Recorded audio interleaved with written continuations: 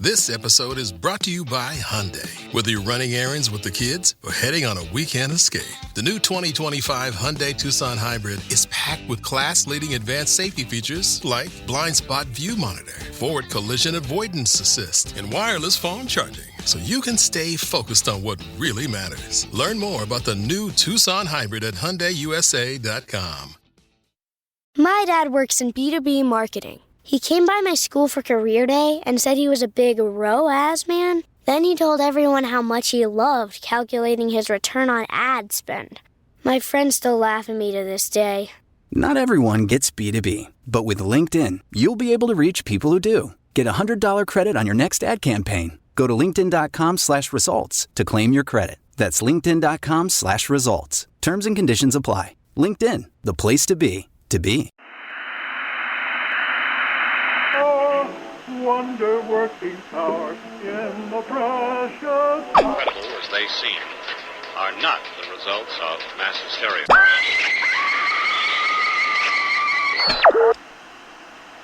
You may wish to adjust the dial. You are currently tuned into the wrong station.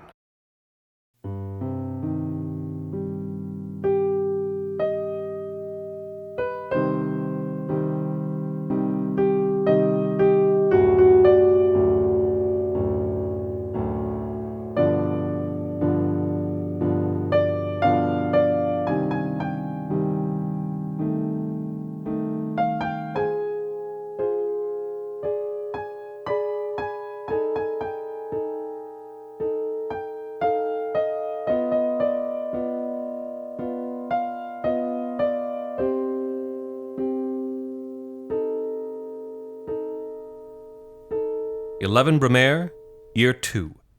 In the name of the Supreme Being and of its angels, reason, and virtue, I bid you greetings from the Vendée. Filled with republican spirit, our journey from the capital was swift, and we arrived in this rebellious department after fewer days than might have been expected.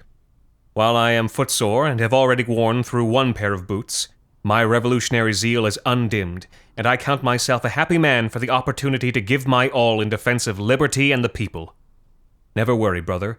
Not even for a moment, that I forget the torment and indignity suffered by our parents under that petty tyrant who called himself Seigneur. My hatred of him and of the Second Estate shall last as long as time itself. The war here, they say, has only recently begun to go well, thanks to the levée en masse and the royalist defeat at Cholet. With our arrival, I think we cannot help but wipe out this rebellion, and soon.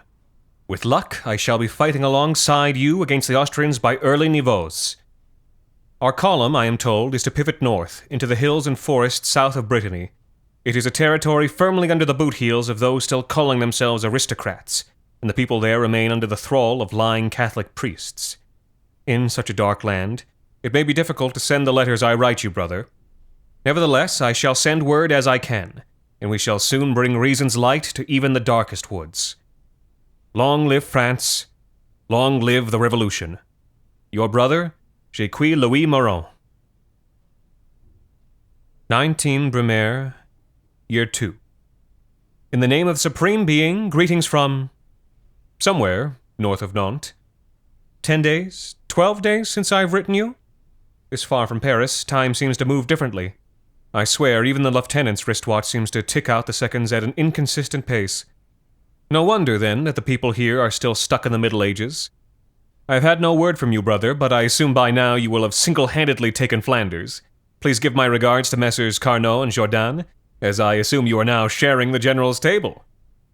I would say I envy you the excitement of your assignment, but there has been no shortage of excitement here, if you consider a series of desperate, nasty skirmishes to be excitement. In truth, the Vendéens have not welcomed their liberation from aristocratic tyranny. Every inch of soil we have gained from the Royalists in the last 10, 12 days, we have gained at the cost of revolutionary blood. For what reason? The peasants have more in common, surely, with us than with the Blue Bloods and the Cullian Jesuits who rule them, and yet they fight us with a fervor almost as great as that with which we fight them. Perhaps it is the rumors out of Nantes that drive them into such frenzy. There it is said that the representative on mission has been conducting Republican baptisms, which is to say, chaining people together and then flinging them into the Loire to drown. Obviously, such rumors are preposterous and likely concocted by the British. And yet I sometimes worry our beloved Jacobins have had a tendency toward sanguine behavior that makes rumors like these ones easier to believe. We are better than the high-born scum we have come to replace. Surely, then, it is our responsibility to behave with less violence. And yet, the brutality of the Vendéans provides scarce opportunity to rise above. The villagers come by night to cut our throats, and so we must come by day with the justice of the firing squad. We came offering the silk glove of liberty, but they have bitten it, and now needs must have their teeth shattered by the brass fist beneath. Long live the revolution. Your brother, Jacques Louis. 3 Brumaire, Year 2. Greetings from, I believe, the Basse-Bretagne. It has been an eventful week since I last wrote you, brother. The Royalist army is on the brink of dissolution, after desperate maneuvers in which they marched north, trying to gain British aid by capturing Granville on the Channel. Our unit was involved in a running fight. Finally, something resembling an actual battle. These endless skirmishes have worn my spirit down, brother. And though the Republicans overall have come out ahead, we were badly mauled, and our retreat has left us separated from the army of the coast of La Roche in hostile territory. During our escape, the lieutenant swallowed a musket ball and, gruesomely, lived to tell of it for several hours. Although it is horrible to see any man in such pain, I am, in truth, not completely heartbroken by his death. The good lieutenant, for all his Enlightenment sympathies, was a member of the old sword nobility. Though he was a capable officer, I cannot help but think the world is made better by the passing of such men. In isolation from Army Command, I have inherited his title and responsibilities, and, I must say, the position suits me well. The men like and respect me. They follow my orders without question, as is fitting. And is it embarrassing to admit I do not hate to wear a bit of gold braid? I think you would agree it suits my complexion very much. I have also inherited the lieutenant's gold pocket watch. I assume it was damaged in the fight, for, as we have begun our march into these deep woods which now surround me, it has altogether ceased to tick. The lieutenant is dead. Long live the lieutenant. Your brother, Jacques Louis, Acting Lieutenant. Year 2. Brumaire the 28th? Greetings! From God knows where. The 2 days since I became lieutenant have been almost unbelievably eventful. An ambush by Royalist forces obliged us to make a fighting retreat up into rough country. I say Royalist, but it is difficult to tell, this far from the front, who it is exactly we are fighting. At its height, the army of the Vendée barely wore shoes, let alone uniforms. Now that their uprising has collapsed back into petty insurgency, it seems absurd to call them by the same name as those émigré nobles who cooled their well-shod heels in London. These people do not care for the crown of citizen Louis Capet, and they do not weep for the petty, severed head of Marie Antoinette. They do not know the new names of the months. I sometimes think life has been unchanged here for so long that they do not know the Gregorian calendar, let alone the revolutionary one. Why then do they fight us? I think because we are an army, and it has been in the nature of these people to struggle against armies since the time of Julius Caesar. 2 days. Can it only have been 2 days? I've barely slept, but it seems we have traveled enough hills and mountainsides, forded enough black rivers, and fought enough desperate engagements to account for weeks of travel, for half a lifetime. The rebels here do not fight us with muskets, but with billhooks, rusted shooting pieces from the last century, and sometimes bows and arrows. Last night I shot a man dead who was wearing a breastplate that might have dated back to the 100 Years' War. We've had to be very harsh with these rebels, and as the commander here, it has been my responsibility to issue the orders. I take no joy in this, but the men respect resolve. So far from home and from pay, I worry that if my resolve weakens, the men will desert, our cause will have failed, and all my hopes will be dashed. And so we push on. We shall head for the sea, once we are out of these God-forsaken woods. Yes, God-forsaken. We do not speak the name of the Supreme Being this far from Paris. We may find ourselves in a land that is recognizably modern France again. Your brother, Lieutenant J. Louis Moreau. Today at T-Mobile, I'm joined by a special co-anchor. What up, everybody? It's your boy, Big Snoop D-O-double-G. Snoop, where can people go to find great deals? Head to T-Mobile.com and get 4 iPhone 16s with Apple Intelligence on us, plus 4 lines for $25. That's quite a deal, Snoop. And when you switch to T-Mobile, you can save versus the other big guys' comparable plans plus streaming. Respect. We up out of here. See how you can save on wireless and streaming versus the other big guys at T-Mobile.com/switch. Apple Intelligence requires iOS 18.1 or later.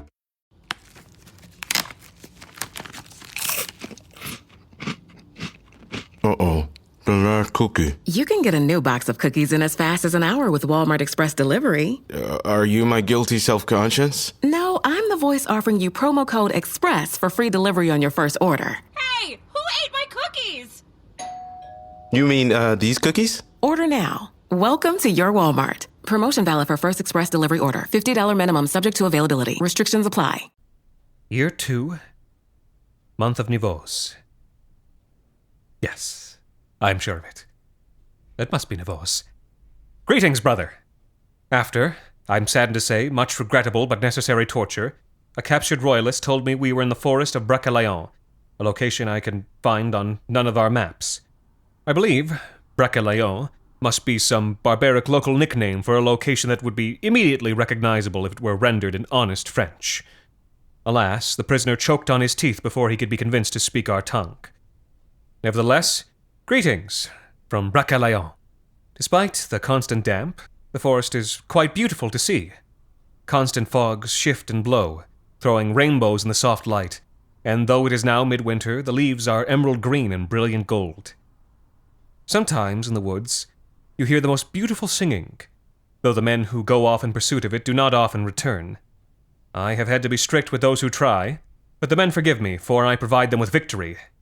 Just last night, I led an ambush against a force of locals who were processing through the woods in strange robes and masks whose color I cannot quite remember. We destroyed them utterly, and from them seized a great trove of supplies which they had intended to offer at the altar of a local saint. Forgive me, brother. As a boy, I paid little attention during catechism. Which saint was it again who wore the antlers of a deer and had owl's eyes? Forget the question. It matters not. After the skirmish, the men raised me on their shoulders and hailed me as captain. It is irregular, surely, but why should I not accept the promotion? In the days of Rome, from which our republic draws such inspiration, did not the men of the army choose their officers, even up to the rank of emperor itself? It may be an issue when we rejoin the main army, but I think, in times of crisis such as these, that they will be glad to ratify the promotion of a skilled officer. Something to consider, for certain. With love, your brother, Louis, the Golden Captain. Year 2. Pluvios? Ventos? I still have heard nothing from you, though I give my letters to the rider every time he comes by.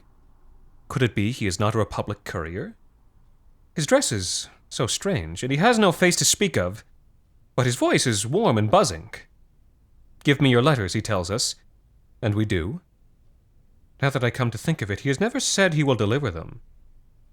I begin to suspect that he feeds upon them, that the information and affection we pour from our pens onto the torn-out pages of stolen Bibles gives him a form of nourishment. How else does he sustain himself, then, given that he has no mouth? It is against ordinances to eat the mail of good Republican soldiers. The next time this rider comes around, I shall make him present his credentials. Failing that, I will have him summarily shot. Again. Greetings, brother, from outside the walls of Chateau Malheur-Infini.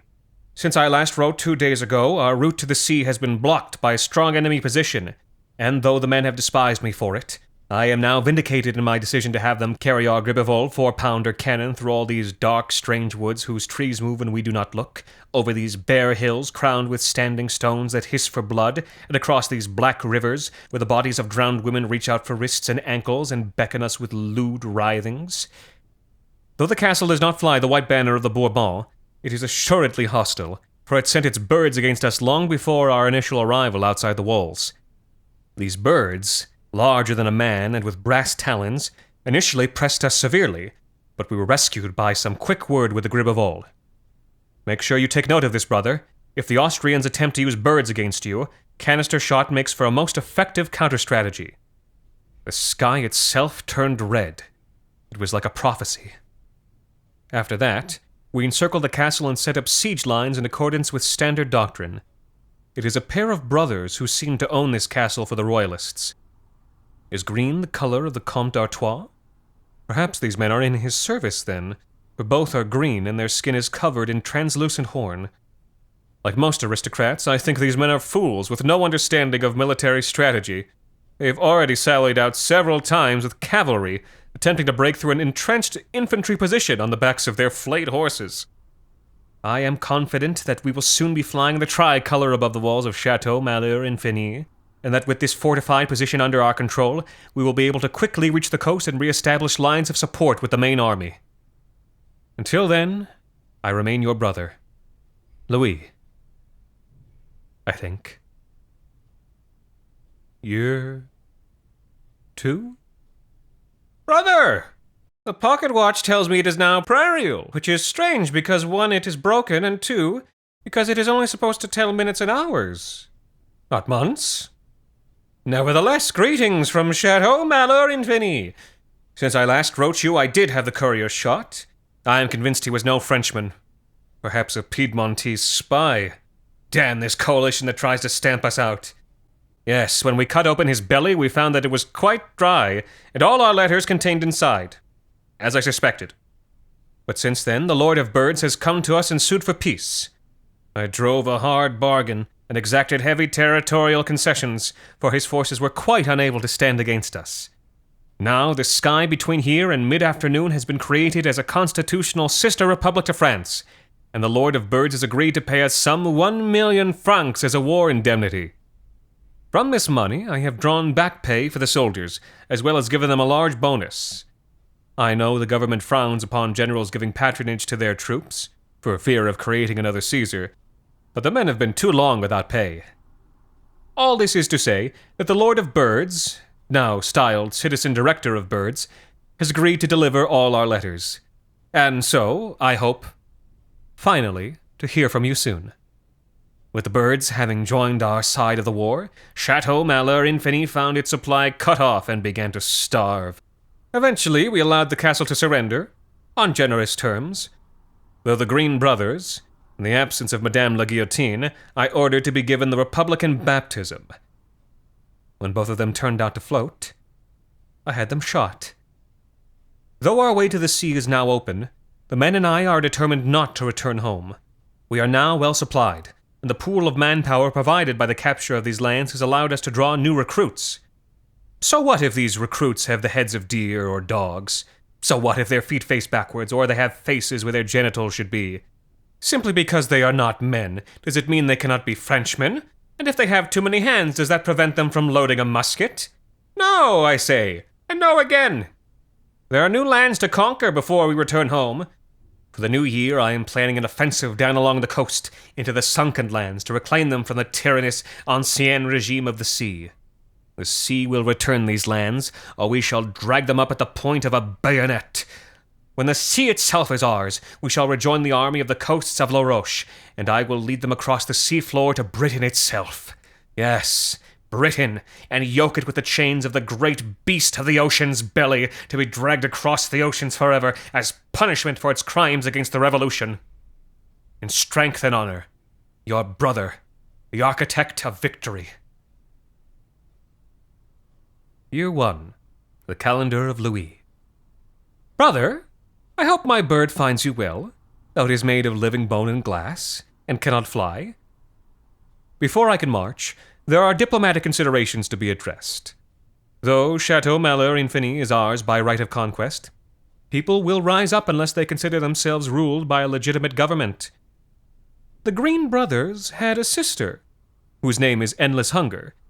She too is green, though of a pleasant disposition, and comely, provided you do not dislike her many teeth. I've made a proposal of marriage to Endless Hunger, and we are due to be wed. You'll be relieved to hear not by a Catholic priest, by the end of Lucidor. By marrying her, I shall become the legal seigneur of Chateau Malheur-Infini, and solidify the gains made by the arms and sacrifice of French soldiers. Yes, I shall become a seigneur. The very thing I once most hated. And yet, don't you see, brother? It is exactly because I hate power and privilege that I must take them on. Do not think that I have become counter-revolutionary. Indeed, I do all this in the name of the revolution. Yes, I now wear a robe of gold links and a garnet mask crowned with black feathers. But these trappings of power are but useful splendor, a practical necessity for maintaining order over a population who demands such things from their leadership. Do not think that I enjoy the wealth, or the power, or the silver dishes that overflow themselves with steaming human blood. These are mere necessities to me. In my heart, I am still the same humble soldier who parted from you in the Cordelier district. If I had my choice, I would wear only the stained uniform of a Republican soldier and the red liberty cap. May the revolution live until time has lost all meaning. Yours truly, Louis I, Seigneur de Malheur-Infini, First Consul of the Sky, Duke of the Sunken Lands, King, Caesar, Pope, and God Emperor, and most of all, your loving brother.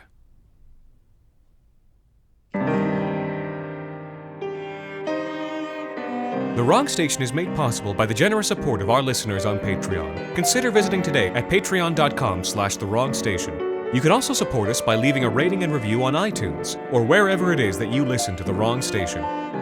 This week's episode, Brumaire, was written by Alexander Saxton and performed by Anthony Botello.